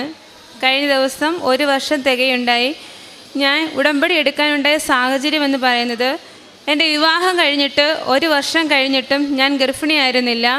അങ്ങനെ എനിക്ക് അപ്രതീക്ഷിതമായി 6 മാസം കഴിഞ്ഞപ്പോൾ ഞാൻ ഗർഭിണിയായി. പക്ഷേ 1.5 മാസമായപ്പോൾ അത് അബോർഷനായി, ബ്ലീഡിംഗ് ആയി പോയായിരുന്നു. ആശുപത്രിയിൽ ചെന്ന് ചെക്കപ്പ് ചെയ്തപ്പോഴെല്ലാം ഡോക്ടർമാർ പറഞ്ഞത് ഒരു കുഴപ്പവും കാണുന്നില്ല, അടുത്ത തവണ നോർമലായി തന്നെ ഇയാൾ ഗർഭിണിയാവും എന്നാണ് പറഞ്ഞിരുന്നത്. അബോർഷൻ കഴിഞ്ഞ് വീണ്ടും 3 മാസം കഴിഞ്ഞപ്പോൾ ഞാൻ വീണ്ടും പ്രഗ്നൻ്റായി. ചെക്കപ്പ് ചെയ്ത് 1.5 മാസത്തിൽ തന്നെ ആദ്യത്തെ സ്കാനിങ് ചെയ്തപ്പോൾ യൂട്രസിനുള്ളിൽ ബ്ലഡ് ക്ലോട്ടിംഗ് ആയി കിടക്കുന്നുണ്ട്. അത് ബെഡ് റെസ്റ്റ് എടുക്കുക, ഭാവിയിൽ അത് തനിയെ മാറിക്കൊള്ളും, അപ്രതീക്ഷിതമായി എന്തെങ്കിലും ഉണ്ടായാൽ നമുക്ക് അപ്പോൾ നോക്കാമെന്നാണ് അവർ പറഞ്ഞിരുന്നത്. ഞാൻ ബെഡ് റെസ്റ്റ് ആയിരുന്നു. വീണ്ടും 5 മാസം കഴിഞ്ഞു. 6-ാം മാസമായപ്പോൾ 1.5 മാസത്തിൽ വന്നതുപോലെ തന്നെ ബ്ലീഡിങ് വീണ്ടും ഉണ്ടായി. ആദ്യത്തെ ദിവസം തന്നെ അത് കണ്ടപ്പോൾ തന്നെ ഞങ്ങൾക്ക് എല്ലാവർക്കും പേടിയായി. ആദ്യത്തെ തവണ ഒരിക്കൽ ഇങ്ങനെ വന്നത് കൊണ്ട് തന്നെ ഞങ്ങൾ പേടിച്ചു. ഉടൻ തന്നെ ആശുപത്രിയിൽ പോയായിരുന്നു. ആശുപത്രി ചെന്നുകൊണ്ട് ഡോക്ടർ പറഞ്ഞു, ഇതിനു മുന്നേ ഇങ്ങനെ വന്നതുകൊണ്ട് നമുക്ക് എന്തായാലും അഡ്മിറ്റ് ചെയ്യാമെന്ന് പറഞ്ഞു. ആദ്യത്തെ 2 ദിവസം നടത്തിയ ടെസ്റ്റുകളിലൊന്നും ഡോക്ടർക്ക് എന്താണ് ഈ ബ്ലീഡിങ്ങിൻ്റെ കാരണമെന്ന് കണ്ടെത്താൻ കഴിഞ്ഞില്ല. അങ്ങനെ ഇരിക്കെ എൻ്റെ വല്യമ്മയ്ക്ക് വേണ്ടി ഇവിടെ വന്ന് ഉടമ്പടി എടുത്തിട്ടുള്ളതാണ്. വല്യച്ഛൻ എനിക്ക് ഉടമ്പടി തൈലവും തേനും കൊണ്ട് തന്നിട്ട് പറഞ്ഞു, നീ നിൻ്റെ അടിവയറ്റിൽ ഉടമ്പടി തൈലം പുരട്ടി വിശ്വാസപ്രമാണം ചൊല്ലി പ്രാർത്ഥിക്ക്, തേൻ ഉള്ളിൽ ഭക്ഷിക്ക്, മാതാവ് എന്തായാലും എന്താണ് ഈ ബ്ലീഡിങ്ങിൻ്റെ കാരണമെന്ന് വെളിപ്പെടുത്തി തരുമെന്ന് പറഞ്ഞു. ഞാനിത് അഡ്മിറ്റ് ആയതിൻ്റെ അന്ന് തൊട്ട് ചെയ്തു. 3-ൻ്റെ അന്ന് ഡോക്ടർ ഒരു ടെസ്റ്റിന് എഴുതി അതിൻ്റെ റിസൾട്ട് കിട്ടിയപ്പോൾ ആ ഒരു ടെസ്റ്റ് എല്ലാം എനിക്ക് പോസിറ്റീവായിരുന്നു. ഡോക്ടർ എന്നോട് പറഞ്ഞത്, നിനക്ക് ഈ ടെസ്റ്റ് ഞാൻ എന്തുകൊണ്ടാണ് എഴുതിയതെന്ന് എനിക്കറിയില്ല, പക്ഷേ ഈ ടെസ്റ്റ് എഴുതാനുള്ള ഒരു ലക്ഷണവും നിനക്കില്ല. എന്നിരുന്നാൽ പോലും എൻ്റെ മനസ്സിൽ എന്ത് തോന്നിയിട്ടാണ് ഞാൻ ഈ ടെസ്റ്റ് എഴുതിയെന്നറിയില്ല. ഇത് ഇപ്പോൾ കണ്ടുപിടിച്ചില്ല എന്നുണ്ടെങ്കിൽ 8-ാം മാസമാകുമ്പോൾ ഒന്നുകിൽ നിനക്ക് നിൻ്റെ കുഞ്ഞിനെ നഷ്ടപ്പെടും, അല്ലെങ്കിൽ നിനക്ക് എന്തെങ്കിലും സംഭവിക്കും എന്നാണ് എന്നോടും എൻ്റെ അമ്മയോടും പറഞ്ഞത്. ഞങ്ങൾ ആ സമയത്ത് മാതാവിനെ പൂർണ്ണമായി വിശ്വസിക്കുകയും പ്രാർത്ഥിക്കുകയും ചെയ്തു. അന്ന് മുതൽ എനിക്ക് ഡെയിലി ഇഞ്ചക്ഷൻ, എനാക്സോപേരൻ എന്ന് പറയുന്ന ഇഞ്ചക്ഷൻ ഡെയിലി എടുക്കുകയും 36 ആഴ്ച പൂർത്തിയായി കിട്ടിക്കഴിഞ്ഞാൽ നമുക്കൊരു നോർമൽ ഡെലിവറി സാധ്യമാകുമെന്ന് പറഞ്ഞിരുന്നു. പിറ്റേന്ന് തന്നെ ടെസ്റ്റിൽ ഇത് കണ്ട ഉടനെ ഡോക്ടർ എനിക്കെല്ലാം കുറിപ്പുകളെല്ലാം എഴുതി എന്നെ ഡിസ്ചാർജ് ചെയ്തു. വീട്ടിൽ വന്ന് എനിക്ക് ചെറിയൊരു മുറിവുണ്ടായാൽ പോലും ഞാൻ പേടിക്കുന്ന ഒരു വ്യക്തിയാണ്, കരയുന്ന ഒരു വ്യക്തിയാണ്. ഡെയിലി ഇഞ്ചക്ഷൻ എന്ന് പറയുന്നത് തന്നെ എനിക്ക് വളരെ ഭയമുള്ള കാര്യമായിരുന്നു. എൻ്റെ ഭർത്താവാണ് എനിക്ക് ഇഞ്ചക്ഷൻ എടുത്ത് തന്നത്. ഇഞ്ചക്ഷൻ എടുക്കുന്നതിന് മുമ്പ് തന്നെ മാതാവിനോട് പ്രാർത്ഥിക്കുകയും യേശുവിൻ്റെ രക്തമാണ് എൻ്റെ ശരീരത്തിൽ കയറുന്നതെന്ന് പ്രാർത്ഥിച്ചതിൻ്റെ ഫലമായിട്ട് 36 ആഴ്ച പൂർത്തിയാവുകയും തുടർന്ന് ഞങ്ങൾക്ക് ഭയമായിരുന്നു. കാണിച്ചുകൊണ്ട് താലൂക്ക് ഹോസ്പിറ്റലിൽ എന്താണ് അവർക്ക് പറയാനുള്ളതെന്ന് അവർ ഓരോ ദിവസം സ്കാനിങ്ങിന് ചെല്ലുമ്പോൾ അവർ പറയും നമുക്ക് നോക്കാം, എന്താണെന്ന് ഞങ്ങൾക്കൊന്നും പറയാൻ കഴിയില്ല എന്ന് പറഞ്ഞതിൻ്റെ ഫലമായിട്ട് ഞങ്ങൾ പിന്നെ തുടർന്ന് തിരുവനന്തപുരം SIT മെഡിക്കൽ കോളേജ് ആശുപത്രിയിലാണ് കാണിക്കാൻ പോയത്. ഹൈ റിസ്ക് OP ആയിരുന്നു. അവിടുത്തെ ഡോക്ടേഴ്സ് പറഞ്ഞു പേടിക്കേണ്ട, നമുക്കിത് നോക്കാം, ഡെയിലി ഇഞ്ചക്ഷൻ എടുത്ത് ഇയാൾ പ്രാർത്ഥിക്ക്, ഒന്നും സംഭവിക്കില്ല എന്ന് ധൈര്യപ്പെടുത്തി. 36 ആഴ്ച പൂർത്തിയായി അവർ അഡ്മിറ്റ് ചെയ്തു. എന്നെ അഡ്മിറ്റ് ചെയ്തപ്പോൾ അവർ പറഞ്ഞു വീണ്ടും ബ്ലഡ് ക്ലോട്ടിങ്ങിൻ്റെ സാധ്യത കാണുന്നുണ്ട്, നമുക്ക് ഇനിയും വെച്ചുകൊണ്ട് പോകാൻ സാധിക്കില്ല, അതുകൊണ്ട് എത്രയും പെട്ടെന്ന് ഇയാൾക്ക് പെയിൻ വരുത്തി നമുക്ക് പ്രസവിപ്പിക്കാമെന്ന് പറഞ്ഞു. ആദ്യം യൂട്രസ് വികസിക്കാത്തതുകൊണ്ട് എനിക്ക് ട്യൂബ് ഇട്ടു. അതെന്ത് ചെയ്യണമെന്ന് എനിക്ക് തന്നെ അറിയില്ല, അത്ര പേടിയായിരുന്നു എനിക്ക്. തുടർന്ന് വല്യച്ഛൻ തന്നെ എനിക്ക് ഉടമ്പടി കാശുരൂപം കൊണ്ട് തന്നിട്ട് പറഞ്ഞ് നീ എന്തായാലും ഉടമ്പടി കാശുരൂപം വെച്ച് പ്രാർത്ഥിക്ക്, സിസേറിയനൊന്നും വേണ്ടി വരില്ല, നമുക്ക് നോർമൽ ഡെലിവറി തന്നെ നോക്കും, മാതാവ് നടത്തി തരുമെന്ന് പ്രാർത്ഥിച്ചു. രാവിലെ 9 മണിക്ക് ട്യൂബ് ഇട്ടു. വൈകുന്നേരം 4 മണിയായപ്പോൾ എനിക്ക് ട്യൂബ് പോയി. വീണ്ടും 6 മണിയായപ്പോൾ അവരെന്നെ ലേബർ റൂമിൽ കൊണ്ടുപോയി. പെയിനൊന്നും വരുന്നില്ല. ഞാൻ വീണ്ടും പ്രാർത്ഥിച്ചു. കാശുരൂപം കൊണ്ട് അകത്ത് കയറാൻ കഴിയാത്തത് കൊണ്ട് അമ്മയുടെ കയ്യിൽ കാശുരൂപം കൊടുത്തു. എൻ്റെ ഭർത്താവ് ഹോസ്പിറ്റലിന് പുറത്തുനിന്ന് പ്രാർത്ഥിക്കുന്നുണ്ടായിരുന്നു. ഞാൻ വിശ്വാസപ്രമാണം, എനിക്ക് വേറൊരു പ്രാർത്ഥന എൻ്റെ മനസ്സിൽ വരുന്നില്ല, ആ വിശ്വാസപ്രമാണം മാത്രം ചൊല്ലിയിരിക്കെ 9 മണി മുതൽ ഡോക്ടേഴ്സ് എനിക്ക് പെയിൻ കില്ലേഴ്സ് തന്നു തുടങ്ങി. 10 മണിയായിട്ടും പെയിൻ വന്നില്ല. വെളുപ്പിന് 1 മണിയായപ്പോൾ യാദൃച്ഛികമായി പെട്ടെന്ന് തന്നെ പെയിൻ വരികയും 1 മണിക്കൂറിനുള്ളിൽ തന്നെ എൻ്റെ ഡെലിവറി നടക്കുകയും മാതാവിൻ്റെ അനുഗ്രഹത്താൽ നല്ലൊരു പെൺകുഞ്ഞിനെ ജന്മം നൽകാൻ എനിക്ക് സാധിച്ചു. ഡോക്ടേഴ്സ് പറഞ്ഞിരുന്നത് എനാക്സോപൈൻ ഇഞ്ചക്ഷൻ എടുത്തത് കൊണ്ട് ഡെലിവറി സമയത്ത് ബ്ലീഡിങ്ങിന് ചാൻസ് ഉണ്ട്, ബ്ലഡ് ക്ലോട്ട് ആവാതിരിക്കാനുള്ള ഇഞ്ചക്ഷനാണ് ഞാൻ എടുത്തത്, അതുകൊണ്ട് ഓവർ ബ്ലീഡിങ് വരികയാണെങ്കിൽ നമുക്കതനുസരിച്ച് എന്തെങ്കിലും ചെയ്യേണ്ടി വരുമെന്ന് പറഞ്ഞിരുന്നു. പക്ഷേ ഡെലിവറി സമയത്ത് എല്ലാവർക്കും നോർമൽ ഡെലിവറി നടക്കുന്നത് പോലെ ഒരു അനുഗ്രഹം മാതാവ് എനിക്ക് തന്ന് അനുഗ്രഹിക്കുകയും കൃത്യം 2 മണിയായപ്പോൾ എനിക്ക് ഒരു പെൺകുഞ്ഞിനെ ജന്മം നൽകാൻ സാധിച്ചു. ആ സമയത്ത് തന്നെ ഞാൻ മാതാവിനെ നേർന്നതായിരുന്നു, എനിക്ക് എന്ന് അമ്മയുടെ സന്നിധിയിൽ എൻ്റെ കുഞ്ഞിനെയും കൊണ്ട് വരാൻ സാധിക്കുമോ അന്ന് ഞാൻ ഇവിടെ വന്ന് അമ്മയുടെ നാമത്തിൽ സാക്ഷ്യം പറയാമെന്ന് പറഞ്ഞിരുന്നു. ഇത്രയും നാൾ എൻ്റെ കുഞ്ഞിനിപ്പോൾ 1.5 വയസ്സായി. ഇത്രയും നാൾ കാലതാമസം വന്നതിനും പരിശുദ്ധ അമ്മയുടെ തിരുക്കുമാരനോട് ഞാൻ മാപ്പ് ചോദിക്കുന്നു. ഞാൻ 2023 ജൂലൈ 3 ഉടമ്പടി എടുത്തു. എല്ലാവർക്കും ഉടമ്പടി എടുക്കുമ്പോൾ ധാരാളം അനുഗ്രഹങ്ങൾ കിട്ടുന്നത് കേട്ടപ്പോഴെല്ലാം എനിക്ക് ഭയങ്കര സന്തോഷമായിരുന്നു. പക്ഷേ എനിക്കിവിടെ വന്ന് ഉടമ്പടി എടുത്ത് ഞാൻ വീട്ടിൽ പോയിട്ട് എനിക്കൊരു മാറ്റമില്ല, പ്രാർത്ഥിക്കുന്നുണ്ട്, പക്ഷേ എനിക്കൊന്നും അനുഭവം തോന്നുന്നില്ല. പക്ഷേ വീട്ടിൽ ചെന്ന് 3ൻ്റെ അന്നാണ് ഞാൻ നോക്കുന്നത്, എൻ്റെ കാലിൽ 3 വർഷമായിട്ട് എൻ്റെ ഭർത്താവിൻ്റെ വീട്ടിൽ ടെയിൽ ചവിട്ടി ഞാൻ കല്യാണം കഴിഞ്ഞ് 1 മാസം കഴിഞ്ഞ നാൾ മുതൽ ചെരുപ്പിട്ട് കൊണ്ടാണ് ഞാൻ വീട്ടിനകത്ത് പ്രവേശിക്കുന്നത്. എനിക്ക് ചെരുപ്പില്ലാതെ വീട്ടിനകത്ത് നടക്കാൻ സാധിക്കില്ല. പക്ഷേ ഉടമ്പടി എടുത്ത് ഞാൻ വീട്ടിൽ ചെന്നിട്ട് അന്ന് ആ നിമിഷം മുതൽ ഇന്ന് ഈ സമയം വരെ ഞാൻ വീട്ടിനകത്ത് ചെരുപ്പ് ധരിച്ച് നടന്നിട്ടില്ല. ആ എൻ്റെ ഉപ്പൂറ്റി വേദന അമ്മ ഉടമ്പടി എടുത്തതിൽ കൂടെ തന്നെ പൂർണ്ണമായി മാറ്റിത്തന്നു. അതുപോലെ തന്നെ എൻ്റെ കുഞ്ഞ് 6 മാസമായപ്പോഴും അതിനുശേഷവും 3 പ്രാവശ്യം കട്ടിലിൽ നിന്ന് വീണായിരുന്നു. പക്ഷേ 1 പ്രാവശ്യം വീണത് മാത്രമേ ഞാൻ അറിഞ്ഞുള്ളൂ. അവൾ കരഞ്ഞു. പക്ഷേ ഉടമ്പടി തൈലം വീണ ഉടനെ ഞാൻ കൊണ്ടുവന്ന് എവിടെയാണ് ഇടിച്ചതെന്ന് പോലും അറിയില്ല. ഒരു ചെറിയ കരച്ചിലോടുകൂടി അവൾ കരയുന്നു. ഉടമ്പടി തൈലം പുരട്ടിയുകൊണ്ട് അവൾ കരച്ചിൽ മാറുന്നു. അങ്ങനെ 3 പ്രാവശ്യം കട്ടിലിൽ നിന്ന് വീഴുന്നിട്ടും അമ്മയുടെ തൃക്കരങ്ങൾ കൊണ്ട് എൻ്റെ മകളെ പൊന്നുപോലെ കാത്ത് സംരക്ഷിച്ചു. അതുപോലെ ഞാൻ 2ാമത് ഉടമ്പടി പുതുക്കാനേ വരേണ്ടിയിരുന്നത് ഒക്ടോബറിലായിരുന്നു. അതിന് 1 ആഴ്ച മുന്നേ എൻ്റെ ഹസ്ബൻഡിന് ആക്സിഡൻ്റ് ഉണ്ടായത് മറ്റൊരാൾക്ക് നല്ല പരിക്ക്. ഈ വണ്ടിയിൽ നിന്ന് വീഴുന്ന കണ്ടവരെല്ലാവരും പറയുന്നത് ഹസ്ബൻഡിന് നല്ല പരിക്കുണ്ട് എന്നാണ്. പക്ഷേ എല്ലാവർക്കും അത്ഭുതമായിരുന്നു. കാൽപാദത്തിൽ ഒരു ചെറിയ സ്ക്രാച്ച്, പ്ലാസ്റ്റർ ഇടേണ്ടി വന്നു 3 മാസം. എന്നിരുന്നാൽ പോലും വേറെ ഒരു പരിക്കുകൾ പോലും പുറമേ വരാതെ എൻ്റെ മാതാവ് വലിയൊരു അപകടത്തിൽ നിന്ന് ഭർത്താവിനെ സംരക്ഷിച്ചു. അതുപോലെ തന്നെ ഞാൻ കഴിഞ്ഞ തവണ ഉടമ്പടി പുതുക്കാൻ വന്നപ്പോൾ ഞാൻ ഇവിടെ വന്ന് പ്രാർത്ഥിച്ച് ഉടമ്പടി ക്ലാസ്സിൽ ഇരിക്കുമ്പോഴെല്ലാം എപ്പോഴും ഞാൻ പറയുന്നത്, മാതാവിൻ്റെ അടുത്ത് ഞാൻ നിയോഗങ്ങൾ എഴുതിയിട്ട് അവിടെ ഇവിടെ നോക്കിയിരിക്കുകയാണ് പതിവ്. പക്ഷേ ഇപ്രാവശ്യം വന്നപ്പോൾ എനിക്ക് ഭയങ്കര വിഷമമായിരുന്നു. ഞാൻ എന്താണ് ഉടമ്പടി എടുക്കാൻ വന്നിട്ട് മാതാവിനോട് പ്രാർത്ഥിക്കാതെ ഇങ്ങനെ തന്നെ ഇരിക്കുന്നത് എന്ന് പറഞ്ഞ് ക്ലാസ്സിലിരുന്നപ്പോൾ മാതാവിൻ്റെ മുഖത്തേക്ക് നോക്കി, മാതാവേ എനിക്ക് അമ്മയുടെ ദർശനം ഒന്ന് വേണം, അതിനുള്ള ഒരു യോഗ്യത എനിക്കില്ല, പക്ഷേ എന്നിരുന്നാലും എൻ്റെ കരങ്ങൾ വഹിക്കാനുള്ള ആ ഒരു യോഗ്യതയൊന്നും എനിക്കില്ല. അമ്മയുടെ മെഴുകുതിരി പിടിക്കാനോ ചന്ദനത്തിരി പിടിക്കാനോ എനിക്കൊരു അവസരം തരണമെന്ന് ഞാൻ കരഞ്ഞ് ക്ലാസ്സിലിരുന്ന് പ്രാർത്ഥിച്ചു. ഉടമ്പടി പുതുക്കാനായി ഇവിടെ വന്ന് നിന്നപ്പോൾ നറുക്കിട്ടപ്പോൾ എനിക്ക് പരീക്ഷയ്ക്ക് ഒരുങ്ങുന്ന കുട്ടികൾ ആരെങ്കിലും ഉണ്ടോ എന്ന് ചോദിച്ചു. ഞാനും വേറൊരു ക്വസ്റ്റ്യൻ ഉണ്ടായിരുന്നു. ഞങ്ങൾ രണ്ടുപേരും നറുക്കെടുത്തപ്പോൾ എനിക്ക് മാതാവിനെയാണ് കിട്ടിയത്. എനിക്ക് അതിൽ വേറെ ഒരു സന്തോഷവും എൻ്റെ ജീവിതത്തിൽ ഉണ്ടായിട്ടില്ല. അന്ന് ആ നിമിഷം അവിടെ മുതൽ മാതാവിനെ വഹിച്ച് ഞാൻ ഇവിടേക്ക് വരുന്നത് വരെ കരഞ്ഞുകൊണ്ട് മാതാവിന് നന്ദി പറഞ്ഞ് പ്രാർത്ഥിക്കുകയായിരുന്നു. അതുപോലെ ഞങ്ങളുടെ ജീവിതത്തിൽ KSF ലോണ് അതിയായ വർധനവ്, നല്ല സാമ്പത്തിക ഞെരുക്കത്തിലായിരുന്നു. അപ്പോൾ എത്രയും പെട്ടെന്ന് ക്ലോസ് ചെയ്യാൻ വേണ്ടി ഞങ്ങൾ ബാങ്കിൽ പോയി. എൻ്റെ ഗോൾഡെല്ലാം പണയം വെച്ച് ക്ലോസ് ചെയ്യാൻ വേണ്ടി SBI ബാങ്കിൽ പോയായിരുന്നു. രാവിലെ 10 മണിക്ക് എത്തി, വൈകുന്നേരം 3 മണി വരെ ആയിട്ട് ഞങ്ങൾക്കൊന്നും ചെയ്യാൻ കഴിയുന്നില്ല. എൻ്റെ അക്കൗണ്ടിൽ ചെക്ക് ബുക്കില്ല, ATM കാർഡില്ല.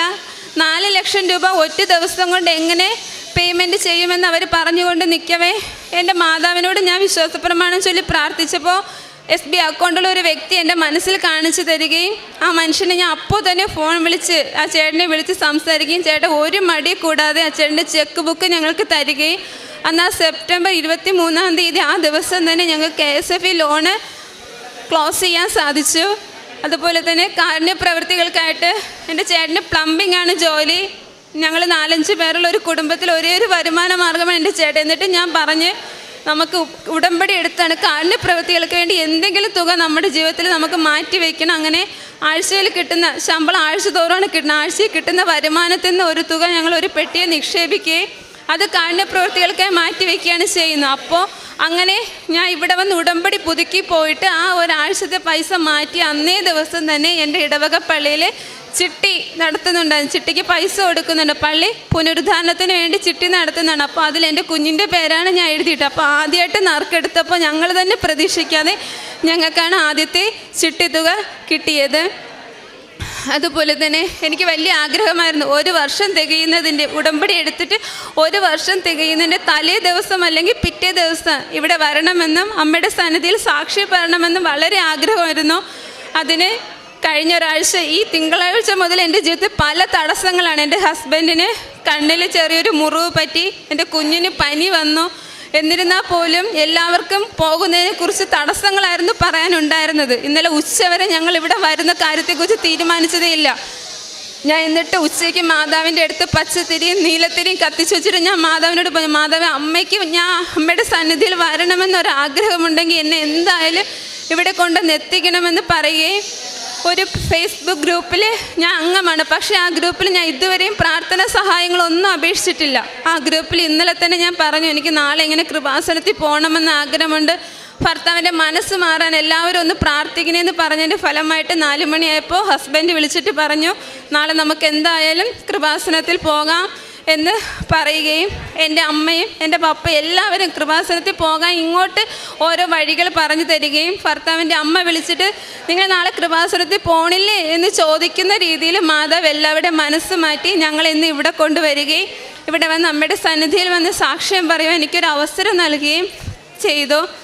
ഇതുപോലെ എൻ്റെ ജീവിതത്തിൽ ആത്മീയ ജീവിതത്തിൽ വന്നൊരു വലിയൊരു മാറ്റം എന്ന് പറഞ്ഞാൽ എനിക്ക് കുർബാനയെ ഉൾക്കൊള്ളാൻ അതിയായ ആഗ്രഹം പണ്ട് മുതലേ ഉണ്ട്. ഞാൻ കല്യാണം കഴിക്കുന്നതിന് മുമ്പേ പ്രാർത്ഥിച്ചിരുന്നത് അനുദിന ദിവ്യബലി ഉൾക്കൊള്ളാൻ കഴിയുന്ന ഒരു ദേവാലയത്തിലേക്ക് എന്നെ വിവാഹം ചെയ്ത് അയക്കണമേ എന്നാണ് പ്രാർത്ഥിക്കുമായിരുന്നത്. അതുപോലൊരു ദേവാലയത്തിലേക്ക് എന്നെ വിവാഹം കഴിച്ച് അയപ്പിക്കുകയും കഴിയുന്ന എല്ലാ ദിവസങ്ങളിലും ദിവസങ്ങളിലെല്ലാം കുർബാനയ്ക്ക് പോവുകയും 2 ആഴ്ച കൂടുമ്പോൾ ഞാൻ എന്തായാലും ഇപ്പോൾ കുമ്പസാരിക്കുന്നുണ്ട്. എല്ലാവരും എന്നോട് ചോദിക്കും, നീ എന്താടി ഇത്രയ്ക്ക് പാപം ചെയ്യുന്നുണ്ടോ എന്നാണ് എന്നോട് ചോദിക്കുന്നത്. ഞാൻ പറഞ്ഞ്, എനിക്ക് കുമ്പസാരിച്ചില്ലെങ്കിൽ പിറ്റേന്ന് കുർബാന ഞായറാഴ്ച കുർബാന സ്വീകരിക്കാൻ എനിക്ക് സാധിക്കില്ല, എനിക്ക് മനസ്സ് വരില്ല, എനിക്ക് കുമ്പസാരിച്ചാലേ പറ്റുള്ളൂ എന്ന് പറഞ്ഞ് കഴിയുന്ന അവസരങ്ങളിലെല്ലാം ഞാൻ ദേവാലയത്തിൽ പോയി കുമ്പസാരിക്കുകയും കുർബാന സ്വീകരിക്കുകയും ചെയ്യുന്നുണ്ട്.